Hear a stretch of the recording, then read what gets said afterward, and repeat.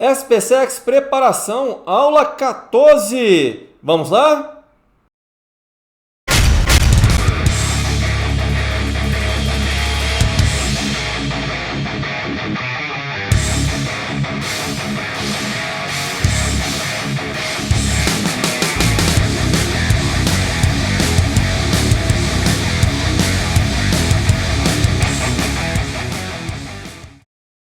Para essa aula, nós vamos dar continuidade à resolução de exercício referente a essa parte aí de dinâmica. Tá certo? Então vamos lá, vamos começar. Então vamos lá para a primeira questão de hoje, página 61, número 4, do nosso material. Espero que você tenha feito aí a leitura do enunciado do material e, por que não, tentado fazer essa questão. Então vamos lá. Vamos separar os corpos, tá? Vamos estudar os corpos separadamente. Então tá aí o corpo A e nós vamos procurar as forças que estão atuando no corpo A, tá certo? Temos o peso do A, tá? Então tá aí o peso que atua no corpo A. O corpo A está em contato com o corpo B, então eles trocam uma força de contato, uma força perpendicular à superfície de contato, tá certo? Chamamos essa força de força normal. Então tá aí a normal que o corpo B exerce em A, tá certo? Além disso, temos a tração por meio do fio, não é isso? E essa tração ela forma um certo ângulo θ com a direção horizontal, ok? Bom, se a tendência do corpo B é deslizar para a direita e levar consigo o corpo A, então o corpo A experimenta uma força aí, olha, tangente à sua superfície, que nós vamos chamar de força de atrito que o corpo B exerce no corpo A, tá certo? Então vamos para o corpo B. Então está aí o corpo B. Quais são as forças que estão atuando no corpo B? Então está aí, olha, o peso de B. Temos a força normal de contato, não é isso? Que o corpo B troca com o solo. Então está aí, eu vou chamar simplesmente de normal B, ou simplesmente NB, tá certo? A reação da força de contato que o corpo B exerce em A, então está aí a reação, a força que o A exerce em B, tá certo? Temos também a força de atrito que o A exerce em B, também outro para ação e reação, tá certo? Já que o corpo A está sendo puxado para a direita pelo corpo B, por meio do atrito, o corpo A ele reage no sentido oposto. Mesma intensidade, tá certo? Olha, observe bem que esse para ação e reação jamais vão se anular, porque eles atuam em corpos distintos. Olha, esse daqui atua no corpo A e esse aqui atua no corpo B. Força de atrito do A em B e aqui a força de atrito que o B exerce em A, tá certo? Além disso, temos a força de atrito aí, olha, do B com o solo, tá certo? E por último, a força F que está atuando no corpo B, ok? Bom, esse exercício ele se remete aí ao conteúdo de estática, mas se aplica aqui nessa parte de dinâmica, tá certo? Já que ele quer aí que esses corpos permaneçam em repouso, não tem aceleração, então a força resultante tem que ser igual a zero, tá certo? Então vamos estudar aí o corpo A, ok? Bom, nós temos aqui o peso de A, tá certo? Temos também na vertical, tá? A normal que o B exerce em A, tá certo? E temos também, olha, o componente da tração na vertical, por isso eu chamei de TY, tá certo? Então eu tenho o peso de A para baixo, o componente da tração para baixo, claro, tá certo? O TY tem que equilibrar com a normal que o B exerce em A. Então tá aí, olha, montamos aqui a equação, tá certo? Então, utilizando os dados que ele colocou no enunciado, vamos encontrar então que a normal que o B exerce em A vai ser igual a 6 mais a tração vezes 0,8. Tá certo? Ok? 0,8 de onde veio? Está aqui, né? Seno de θ. Então vamos lá. Acontece que eu também tenho uma força de atrito para a direita e terei também um componente da tração na horizontal para a esquerda. Vou chamar de Tx, tá certo? Então tá aí, olha. De tal sorte que a força de atrito que o B exerce em A tem que equilibrar com Tx. Aí o corpo A não será acelerado, tá? Se está em repouso, vai permanecer em repouso, tá certo? Então tá aí, olha, a força de atrito que o B exerce em A, coeficiente de atrito, vezes a força de contato, não é isso? É normal? Tá certo? E o Tx? Txt cosseno de θ, ok? Bom, eu tenho o cosseno, eu tenho essa normal lá de cima, vou ter que substituir aqui embaixo, daí eu tenho essa expressão aqui, olha, ok? Bom, T vezes 0,6 vem daqui, não é isso? Cosseno de θ. Ok? Com isso, eu vou concluir que a tração vale 5 newtons. Tá? Então, resolvendo essa equação aqui, tração igual a 5 newtons. Ok? Bom, se a tração vale 5 newtons, e se você vier nessa expressão aqui de cima, você vai encontrar que a normal, que o B é SA, vale 10 newtons. Tá certo? Bom, e ainda por cima eu posso encontrar a força de atrito, que o B é SA. Só voltar aqui, né? Tem aqui a normal, tá certo? Ó, já tem a normal, 10. Coeficiente de atrito, 0,3, então 3 newtons.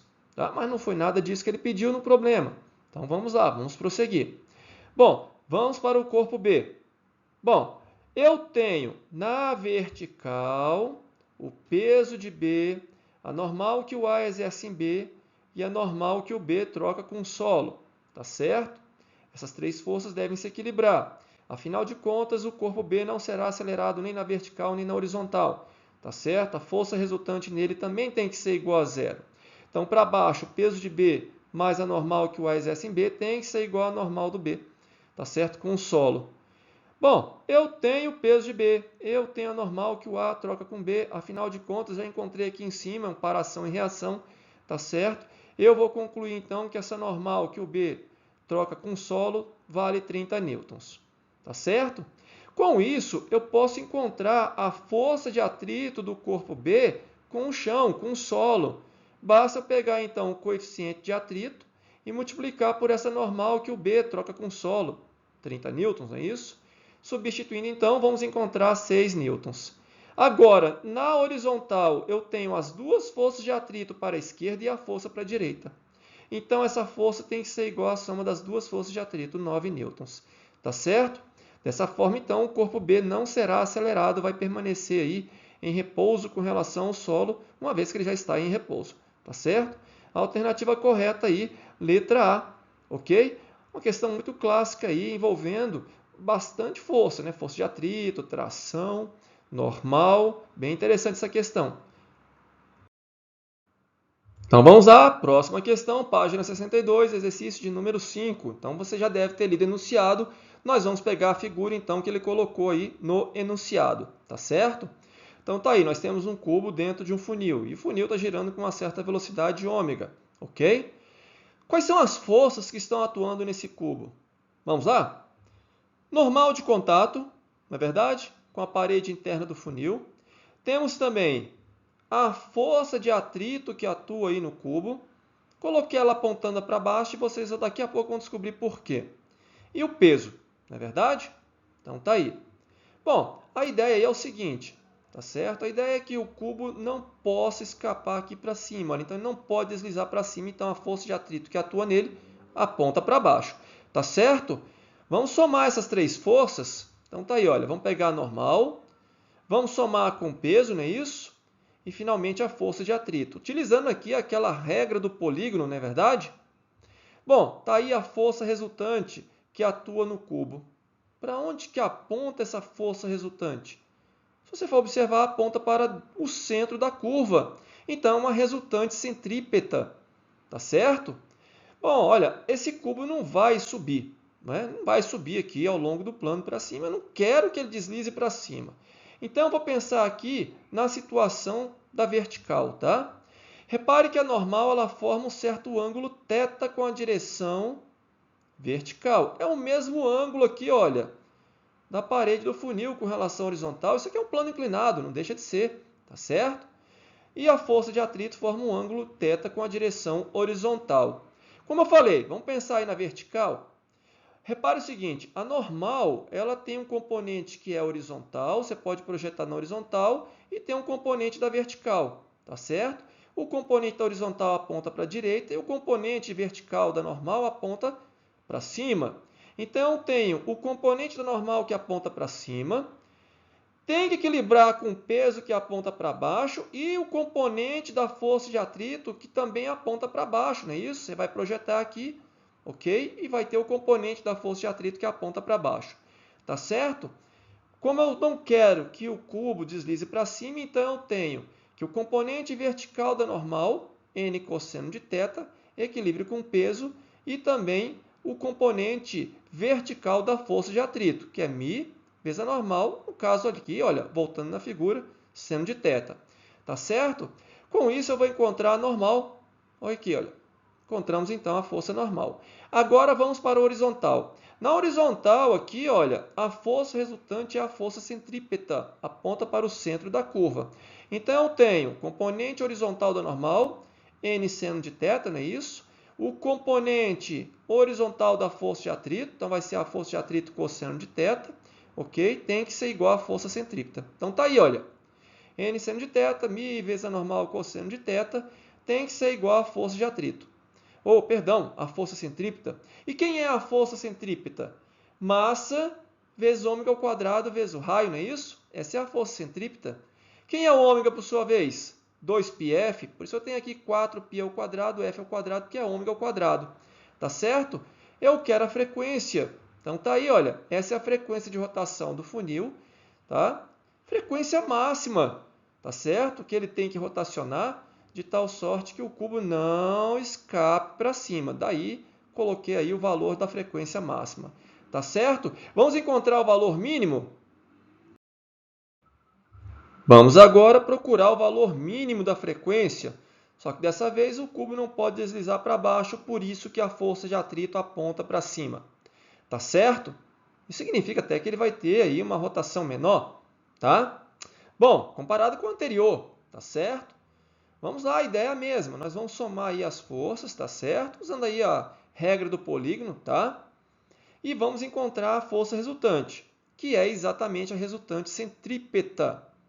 Vamos pegar aí os componentes na vertical, só que agora o componente vertical da força de atrito, ele vai se somar com a normal na vertical, tá certo? Para equilibrar com o peso, tá? Então tá aí, olha. Encontramos, então, a força normal de contato aí do cubo para essa situação, que ele troca aí com as paredes do funil, não é verdade? Bom, agora vamos para a horizontal. Na horizontal, de novo, você vai pegar o componente normal na horizontal, tá certo? N seno de θ. Só que agora a força de atrito, olha, tem um componente na horizontal que subtrai com essa normal. O peso não contribui, tá? Na horizontal. Tá certo? Então, tá aí, olha, a expressão, então, para a resultante na horizontal, que é a força centrípeta, resultante centrípeta. Tá certo? De novo, m ômega ao quadrado vezes o raio. Tá certo? Lembrando que o ômega é 2π vezes f. Tá certo? Então, com isso, nós encontramos aí o valor mínimo da frequência de rotação do funil para que o cubo não deslize para baixo. Tá certo? Bom, e se eu não quiser depender da força de atrito? Bom, se eu não quiser depender da força de atrito, basta eu não usar a força de atrito aqui, olha. É como se o coeficiente fosse zero, tá? Não vou depender dele, tá certo? Então, eu tenho mg equilibrando aqui, olha, com o componente vertical da normal, vou encontrar a normal, esse termo aqui não vai existir. Aqui também não vou utilizar a força de atrito na horizontal, tá certo? Não vai existir. E aí eu vou encontrar a frequência, olha, se eu não considerar o atrito, simplesmente tangente de θ, tá certo? Que vai ficar seno sobre cosseno. Tanto nessa expressão aqui do valor mínimo, como também no valor máximo, você vai encontrar a mesma situação, tá certo? Uma vez que a gente não vai utilizar o atrito, ok? Então é isso. Tranquilo essa questão? Bem interessante. Olha aí, uma aplicação para você encontrar aí a frequência de rotação nessa situação, para manter esse cubo aí em equilíbrio nessa situação. Tá certo? Sem deslizar nem para cima nem para baixo. Ok? O último exercício de hoje, também na página 62, é a questão de número 6. Leu o enunciado, né? Já viu aí a situação também que remete aí à questão da estática, mas se aplica aqui, tá certo? Bem interessante e é bem simples de visualizar esse problema. Então vamos lá, vamos pegar aí as polias bem parecidas com o que ele colocou no enunciado, tá certo? Repare o seguinte, bem legal isso daqui, olha. Se você aplicar uma força nessa extremidade esquerda aqui, olha, essa força ela vai ser transmitida por meio desse fio até o outro lado, tá certo? Então aí ela vai surgir aqui, vai surgir do outro lado e vai puxar essa primeira polia do lado direito para cima, tá certo? que por sua vez vai transmitir essa força para o outro lado, que vai até o teto. Não é verdade? Nem representei uma força aqui, mas não vai ser necessário, tá certo? Claro, ela existe, tá? Existe a força aqui também, no teto, tá certo? Mas ela vai ser irrelevante no nosso caso, na resolução para esse problema. O fato é que essa polia aqui, ela está fixa. E essa polia aqui não, ela pode se mover, tá certo? É a nossa primeira polia móvel, tá? E aí vai surgir aqui no centro dessa polia móvel uma força que vai ser puxada para baixo, que equilibra com essas outras duas forças para cima. Afinal de contas, a polia é uma coisa só, tá certo? Que, por sua vez, transmite a força para a polia de baixo. E essa força da polia de baixo, olha, que vai ser transmitida aqui para baixo, que é igual a essa força aqui de cima, olha, tem que equilibrar com essa e com essa, ou seja, 2F. Aqui veio F, F, F, F, F e F. Como aqui eu tenho 2F, por isso que essa daqui vale 2F e essa de baixo também 2F. 2F que nós vamos transmitir lá para o outro lado e também lá para o teto. E aí surge uma força aqui no meio, semelhante ao que aconteceu na primeira polia móvel, acontece na segunda polia móvel. Tá aí, olha, puxando essa polia móvel para baixo, mas essa polia que é uma coisa só, obviamente, 2F com 2F tem que equilibrar com essa outra força, portanto 4F. Que, por sua vez, vai ser transmitida para a polia de baixo, no nosso caso aqui a última polia móvel, transmite 4F para o outro lado, 4F lá para cima, e aqui de novo uma força central para equilibrar com essas outras duas. Quanto? 8F, que vai ser transmitido na extremidade. Você começa com F e consegue, olha, multiplicar por 8 a força que você aplicou aqui. Tá certo?